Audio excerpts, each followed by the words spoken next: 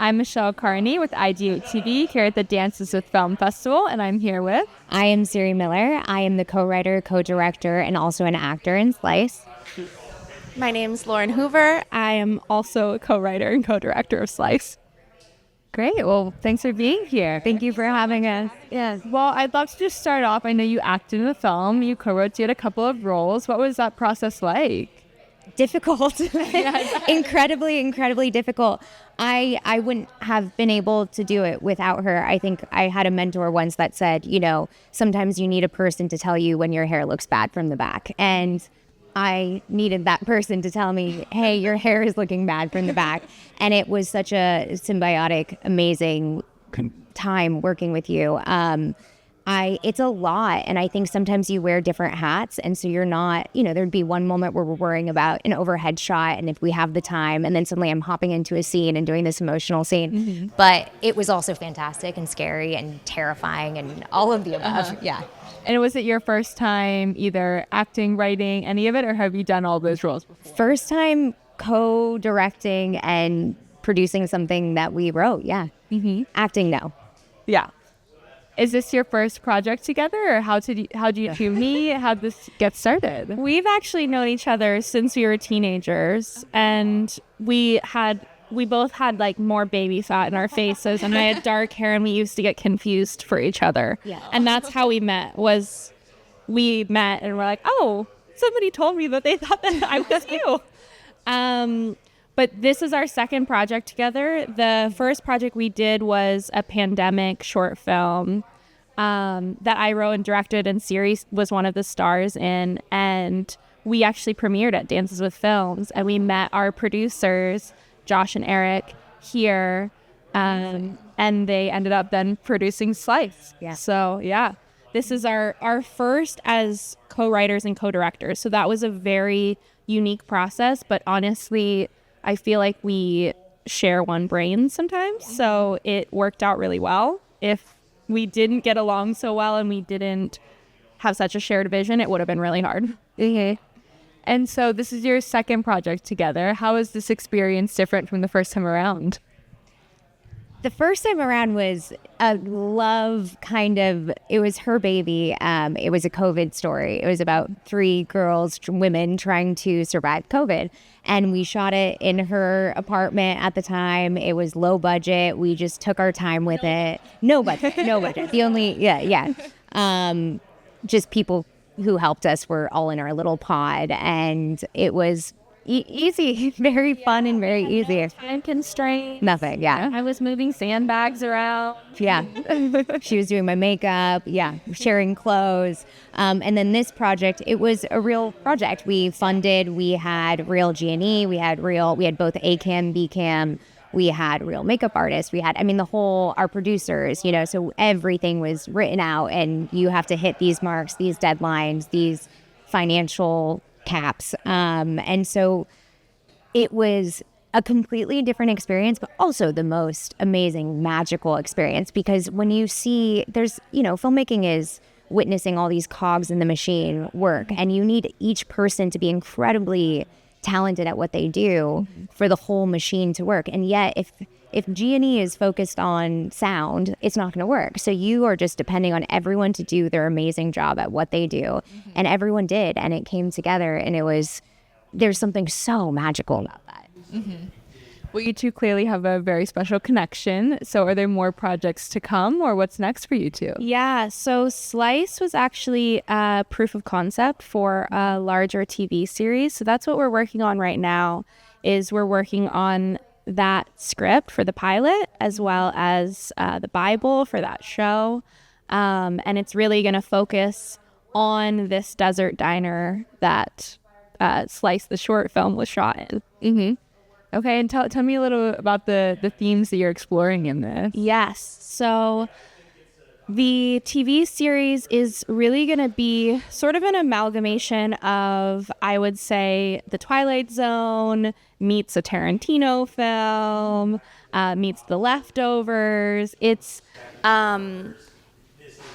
all centered around this diner. So it's about this strange place that people are inexplicably drawn to, and weird, bad things happen at this place. Think Bermuda Triangle, think, I can't even remember. There's a ranch. Do you know what I'm talking about? Not Skinwalker Ranch. Places like that where just strange phenomena happen. And it's going to deal with parallel universes and things like that. So it's a lot broader than the short film. Yeah. And then it will keep delving into, on a more personal level, humanity and grief and trauma and kind of what draws people who seemingly on the outside seem very different. And then, we're all humans. It's why we can resonate with films when we've never been through exactly what the character has been through. I think we all have experienced some form of everything, in some capacity. And so I think we're both very interested in the overarching themes, and then through each individual episode kind of going into trauma and grief and what drives us, and are we running from our past, or are we controlled by fate, or Yeah. And do we have the same characters in every episode, or is it completely different stories? We are going to center around Judy, who runs the diner, and her family's owned it for a very long time. So we see her rather briefly in Slice, the short film, because we were trying to fit a lot into a little amount of time. But it will really center around her family and how they're connected to this diner, maybe across dimensions. It's a little bit even like the show Fringe slightly too. It's and then we'll have some characters from the town, so absolutely some of these characters that you see in the short film, and then many more as well. And how's the response been so far? Great so far. Lots of questions because we packed so much into such a short period. But great. I think people everyone that we had come to our screening just came up with, rave reviews and stuff, which is absolutely amazing because it's terrifying. It's terrifying to show your first baby and you're like, please like it. And we tried to do a lot with it, and we tried to pack in a lot. And I think in a almost Lynchian way, I think it hits on a lot of stuff without being too in your face about each storyline, which I think is a great artistic feeling way to present this short, which is, yeah, it's great if people have questions. It means they're wanting more. Yeah, exactly. Right? And we have a show. Yeah. Well, here's this to come. Exactly. You're not supposed to know everything. Yeah. It is a mystery. Yeah. So we have to keep the audience in mystery. Exactly. The show is a mystery. So you're doing it right. We're doing it right. So if you don't understand what you just watched, we're doing it right. And what are some of the challenges that came up in the filmmaking process? Editing was you're getting all your dailies back, and then you're putting it in an assembly, and you kind of, you have to figure out, there's things that, transitions, or we were shooting over 2 days. So we're trying to get so many different storylines, minimal takes of each thing. So we had a fog machine on me for one of my takes, and we only had 2 takes of my scene. And on one of the takes, the fog machine, it's just completely cloudy in there. And so we're like, well, for continuity, this won't work. And so that's scrapped. And so you're kind of set up. So even figuring out how to, okay, we can't use the beginning of this scene where it's all cloudy, but we can use the end. So we're going to cut, when the character walks through, we're going to cut between the ending of that scene and the beginning of the other scene because we like those takes better. And it's an art. Editors are amazing. Yeah. Yeah, the editing process was definitely one. And then I would also just say this project has stretched out for a really long time. We were originally supposed to shoot this in March 2020.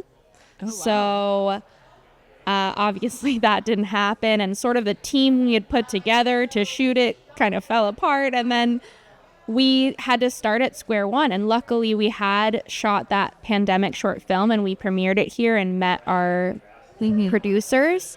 And so we then combined our scripts together. It was originally 2 scripts.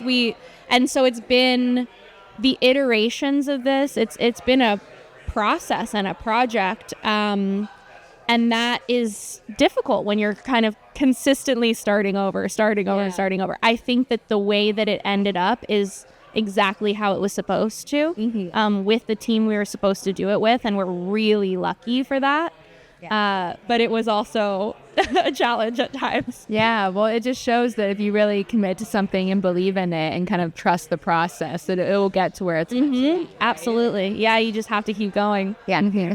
Well, can you share a story from your time filming, either a funny one, something unexpected, or This is one of my favorite stories. I think Lauren and I work so well together in the sense that when I'm having a breakdown, she's not. Thank God.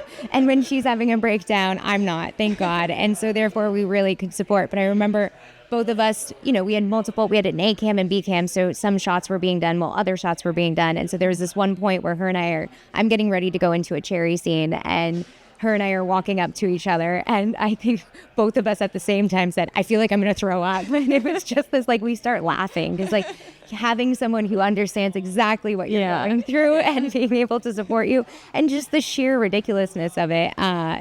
It's just, it's so hard. This process is very hard, but it's also one of the most magical things you can do. And you feel like you form a family with every single person. You're seeing these people morning, evening, afternoon. They can't get rid of you, and you can't get rid of them. And there's this love and this bond that happens between everyone on set that I think it's so specific, and I crave that feeling. Yeah, it was pretty incredible. I would also say I got heat stroke. It was 110 degrees, so I had a really nasty looking rash all over my neck and chest, and I was throwing up in the porta potty that we had there. So that was maybe not at the time, it wasn't funny, but thinking back to it was sort of funny, kind of trying not to throw up in between calling action. People don't know what it takes to make a film. No idea. We didn't know. Yeah. Well, it's really so beautiful to see your friendship, and I'm sure that is translated into just a really incredible project. So for people who want to see it, to support you, where can they go? Where can they find you? I'm really technologically disadvantaged, so I just have an IMDb as an actor, Siri Miller. This one is more, you can write me a letter with a postcard. Yeah. I don't look at emails. I don't read text. I don't even know how to read. So no. But I do have a website. It's Lauren Hoover Films, and I have a page for Slice. We are doing our festival run right now, so it's not anywhere online to watch, but after that festival run, we definitely are going to be putting it out there, and hopefully then we'll have a show that's in development. Yes, well, you're manifesting it here. That's right, we're manifesting it here. You're here first. Yeah. Well, thank you so much, ladies. It was great talking to you. Thank you so much. So nice to meet you. Too. And I'm Michelle Carney with IdeateTV.